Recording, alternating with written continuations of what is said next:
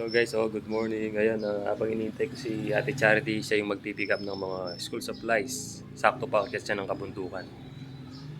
Bibigay natin sa kanya. Si Ate Charity, siya yung may-ari ng bahay kung saan kami nagluluto at nagbibigay ng mga donations, mga ibinigay ng mga followers natin.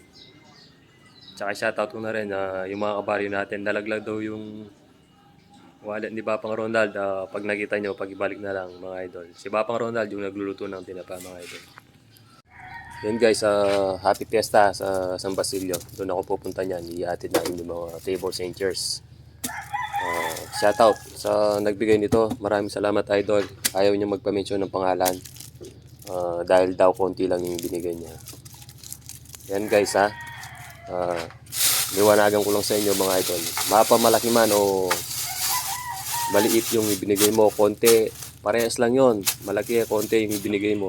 Importante, bukal sa puso mo yung pagbibigay, idol. Very good. Good job. Ibibigay natin sa sa mga tutubong ita. Sakto meron pang hindi nabigyan doon, 3 yata eh. So ayun guys, more blessings sa nagbigay nito. Ayan, happy fiesta, San Basilio. Doon yung rota natin, kahapon pa pabalik-balik tayo doon. Mga tables and chairs mga idol.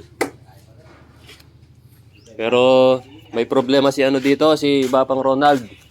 Nawawala daw yung wallet niya. Kumpong may dito pa rin. Kailan nawala? Napit pa. Kahapon. Kahapon. Kahapon ng gabi. Kahapon ng gabi nawala yung niya. Dito lang sa baryo.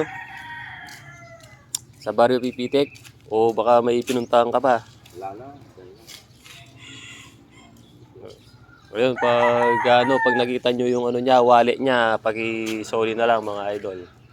Kay Bapang Ronald. May ID naman eh. May pero yon. Oo. Wala naman. Wala naman pero. Kailangan lang pilit saka yung ID.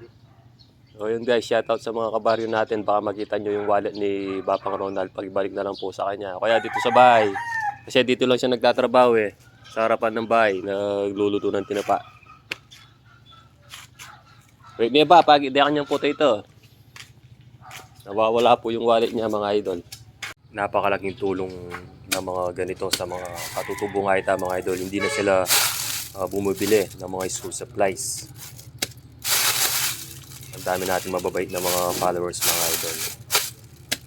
Ayan guys, habang iniintay ko si Ate Charity, pipick up niya to. Kasi aakyat siya ng bundok eh. Hindi ako pwedeng umakyat ng bundok ngayon kasi marami tayong ginagawa kahapon pa. Kasi fiesta ng San Basilio. Ayan, naghatid tayo ng mga tables and chairs.